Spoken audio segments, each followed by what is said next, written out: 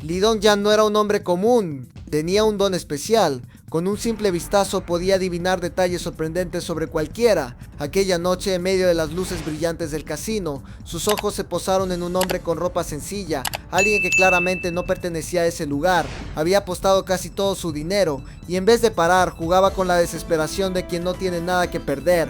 Con la misma calma con la que otros respiran, Lee pidió a un mesero que le ofreciera al jugador comida y una habitación gratis para que descansara. Muchos casinos buscan dejar a sus clientes en la ruina, pero Lee veía más allá. Sabía que si un jugador perdía todo, no volvería, pero si lo cuidaban un poco, regresaría una y otra vez, dejando mucho más dinero en el tiempo. Su estrategia impresionó al presidente del casino. Mientras los socios se sentían con entusiasmo ante su visión fría y calculada, algo inesperado ocurrió. A lo lejos, el hombre desesperado vendía su coche para seguir apostando.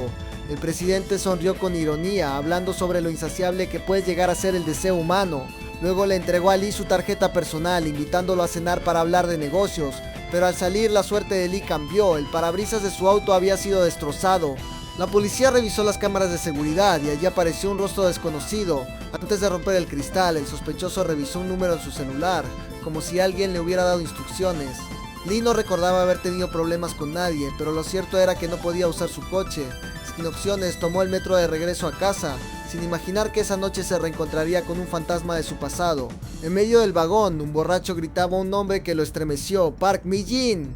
Al voltear vio a una mujer siendo acosada por aquel tipo, que insistía en que ella debía aceptar salir con él. Algunos jóvenes grababan la escena con sus celulares. Cuando ella giró para enfrentarlo, Lee sintió un golpe en el pecho. Era Park Mi-jin, la misma chica que había marcado una parte silenciosa pero intensa de su juventud. De inmediato su mente viajó a los días de secundaria. Recordó cómo, sudoroso tras un partido, la observaba almorzar sola en un rincón. Con su cabello corto y ese aire sereno, Park tenía una presencia imposible de ignorar, pero también arrastraba una sombra, rumores que la mantenían aislada del resto. Un día de lluvia, un chico la acompañó con su paraguas. Minutos después de despedirse, un trueno partió el cielo y él perdió la vida. La escuela entera quedó en silencio, el coche fúnebre dio 3 vueltas al patio y desde entonces todos empezaron a mirarla diferente. Lee, que la observaba en silencio, fue testigo de cómo los demás se alejaban de ella como si llevara consigo una maldición. Los rumores crecieron rápido, decían que cualquiera que se relacionara con Park Mi-jin estaba condenado a morir, y así sin pruebas le dieron un nombre: la bruja. Lee no creía en supersticiones, defendió a Park cada vez que pudo, asegurando que solo eran coincidencias. Pero el destino parecía empeñado en demostrar lo contrario. Durante un paseo escolar, mientras él le tomaba fotos en secreto, un compañero tropezó y se lesionó gravemente. El pánico se reflejó en los ojos de Park y el rumor volvió a encenderse como fuego en papel seco. Desde entonces todos comenzaron a temerle aún más. Cuando reveló las fotos, Lee no pudo evitar notar la expresión de ella, un rostro cargado de miedo y tristeza. Al día siguiente, el chico herido llegó a clases con muletas y lanzó una mirada venenosa hacia Park, como si su desgracia fuera culpa suya. Mientras los demás la evitaban, Lee notó que el banco donde ella solía sentarse estaba bajo un sol abrasador. Movido por un impulso, pidió a su madre que donara una sombrilla a la escuela. Verla sentada bajo la sombra, tranquila por primera vez en mucho tiempo, le dio a Lee la sensación de que había creado un pequeño refugio para ella. Pero la calma nunca duraba cuando se trataba de Park Mi-jin. En su último año, otro estudiante murió misteriosamente poco después de hablar con ella. Y así, sin que ella lo buscara, su historia siguió tejiéndose entre tragedias, miedo y un misterio que aún no terminaba. Lee siempre había defendido a Park Mi-jong, asegurando que los accidentes que la rodeaban eran solo casualidades, pero aquella vez ella lo interrumpió con firmeza, pidiéndole que se mantuviera lejos. El chico, ofendido, la siguió en bicicleta sin imaginar su destino. Un cable eléctrico cayó del cielo y lo fulminó al instante. Desde ese día, el rumor de que Park era una bruja se convirtió en verdad para todos. En el banco donde ella solía sentarse aparecieron insultos tallados con rabia. Una mañana nevada, Park se detuvo frente a la escuela, la miró una última vez y se marchó sin volver. Lee la observó irse desde el aula, esperando el timbre para alcanzarla y confesarle lo que sentía. Pero nunca tuvo esa oportunidad. Park desapareció de su vida, dejando en él un vacío lleno de arrepentimiento que el tiempo no logró borrar. Años después, el destino los cruzó otra vez. Lee la vio en el metro y la siguió discretamente hasta un barrio tranquilo. Park alimentaba gatos callejeros y les hablaba como si fueran sus únicos amigos. En ese instante Lee entendió que ella seguía viviendo bajo la sombra de aquella maldición. Aunque la razón le gritaba que se alejara, el corazón le pedía quedarse cerca, como si aún pudiera protegerla de algo que nadie entendía. Esa noche buscó el video del acoso en el metro. Los estudiantes lo habían subido a internet. Mostraba al hombre que intentó seguirla, desplomándose repentinamente y llevándose las manos al pecho. Aquello lo dejó sin aliento. Intrigado, Lee visitó a su amigo Kim Jung-hyuk, un detective, para hablarle de un patrón que parecía repetirse. Personas que se cruzaban con Park y luego sufrían desgracias inexplicables. Kim, más escéptico, le dijo que todo eran coincidencias, pero Lee no estaba tan seguro. ¿Y si existía algo más? ¿Una especie de maldición que atraía la muerte? Recordó que Park había sido una niña alegre, con una sonrisa capaz de iluminar cualquier aula. Pero la vida nunca fue justa con ella.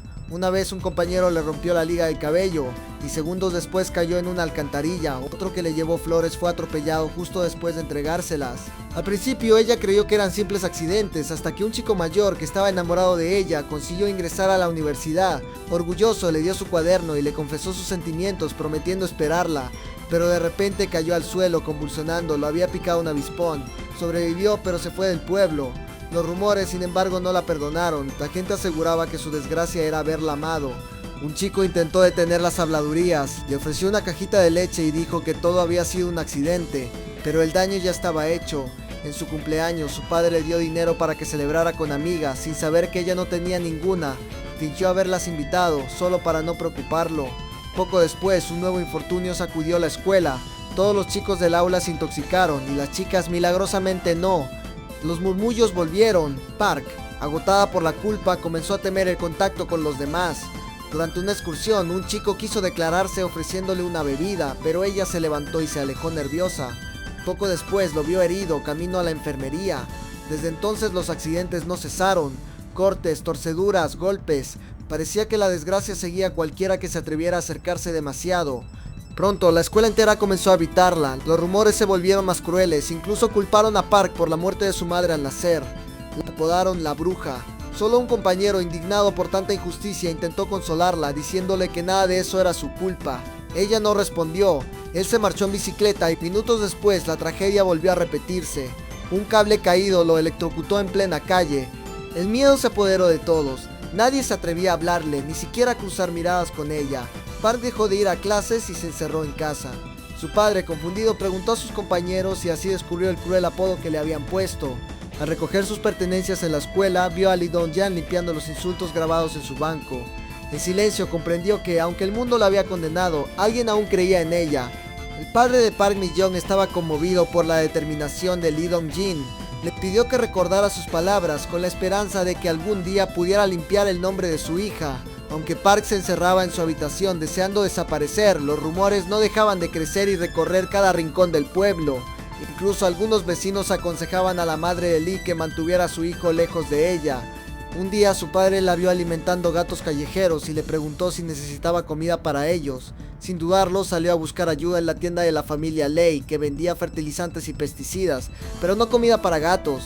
La madre de Lei, conmovida, le dio algunos restos que su hijo había comprado. Más tarde, los estudiantes mayores dejaron flores y un álbum en la puerta de Park, un gesto silencioso que conmovió a todos. Lee Dong-jan, con un ramo preparado, también quiso acercarse a Park, pero cuando abrió la puerta de repente se asustó y salió corriendo. Su padre lo animó a seguir estudiando, explicándole que si aprobaba el examen de competencia académica podría recibir su diploma de secundaria y entrar a la universidad. Planeaban vender la casa y mudarse a Seúl después de la cosecha de papas, buscando un nuevo comienzo lejos de los rumores. Con el apoyo de su padre, Park recobró la esperanza y se sumergió en los estudios. Durante la cosecha no soportó ver a su padre trabajar solo y se unió a él en el campo, pero el destino no daba tregua. Una serpiente venenosa apareció y la mordió en el tobillo, dejándola inconsciente. Al despertar vio a su padre desplomado. Había absorbido el veneno para salvarla y estaba gravemente intoxicado. El dolor la destrozó. Gritó pidiendo ayuda, pero su padre con sus últimas fuerzas la detuvo. Le ordenó ir al hospital sin llamar la atención de los vecinos, temiendo que la culparan de su muerte. Con el corazón roto, ella fingió obedecer, sin imaginar que los vecinos ya la habían escuchado. Finalmente su padre murió entre sus brazos, dejándola huérfana. La crueldad del pueblo no tardó, la llamaron la bruja que mató a su propio padre. En la universidad, Lee Dong-jin estudió estadística y conoció a Kim Jung-hyuk, un joven aislado por todos, similar a Park. Recordando su inacción con Park, Lee decidió acercarse a Kim. Al principio él fue distante y frío, pero la persistencia y sinceridad de Lee rompieron sus muros. Poco a poco surgió una amistad basada en confianza, comprensión y el deseo compartido de proteger a quienes habían sido injustamente señalados. Durante las vacaciones de verano, Lee volvió al pueblo y encontró una foto escolar de Park Mi-young. Su madre le contó que el hijo del dueño de la lavandería, practicante de artes marciales, había sido hospitalizado tras ser embestido por un jabalí mientras consolaba a Park, la supuesta bruja. Indignado, Lee usó estadísticas para demostrar que los accidentes eran comunes y no debían relacionarse con ella, desafiando los rumores que aún la perseguían. Cuando fue a visitar la casa de Park, la encontró vacía y con un cartel de venta. Arrepentido por no haber hecho más antes, preparó un informe para probar que ella no era una bruja, pero un viento dispersó todas sus hojas antes de que pudiera entregarlo. Su profesor reconoció su esfuerzo, pero señaló fallas graves. Lee, sin darse cuenta, había sesgado los datos para defender su opinión, mostrando que incluso la buena intención puede nublar el juicio científico. Siguiendo las indicaciones de su profesor, Lee se enfocó en una pregunta clave: ¿qué tenían en común todos los incidentes? Tras un análisis cuidadoso, llegó a una conclusión inesperada. Todos los accidentes estaban relacionados con Park Mi-young, contradiciendo sus propios resultados anteriores. Tras graduarse, Kim se convirtió en detective y Lee en experto en análisis de datos. Pero la tranquilidad duró poco. Su madre enfermó gravemente y necesitaba atención inmediata. La llevó a un hospital de Seúl y, consciente de que sus días se contaban, habló con calma. Pese a su tristeza por dejarlo solo, pidió verse hermosa en su funeral para reencontrarse con su difunto esposo con dignidad. También le encomendó vender la tienda y la casa familiar. Antes de morir, su madre le reveló un secreto guardado durante años. Después de años de rumores y juicios erróneos, la mujer que había expulsado a Park Mi-young del pueblo se llenó de remordimiento. Al ver una foto de ella en el escritorio de su hijo, comprendió que había juzgado mal. Temía que su hijo sufriera por asociarse con Park, pero al verla sola en la parada del autobús, la compasión la venció. No solo la llevó a la estación, sino que compró su casa para ayudarla económicamente, deseando en secreto pedirle perdón. Recordó las palabras de Lee Dong-jen, quien había defendido a Park con firmeza: no era una bruja. Conmovida, le pidió que si alguna vez la veía, le transmitiera sus disculpas. Lee Dong-jen celebró un funeral hermoso para su madre. Mientras revisaba sus pertenencias, encontró los libros y reportes estadísticos que había preparado para Park y que su madre había leído en secreto.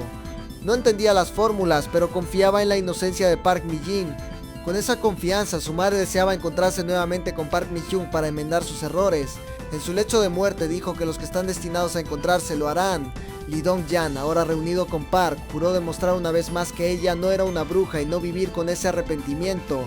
Park, por miedo a causar desgracias, vivía confinada en un pequeño apartamento, saliendo solo de noche cuando nadie la veía. En ese espacio diminuto, Park no sabía si se aislaba del mundo o si el mundo la había olvidado.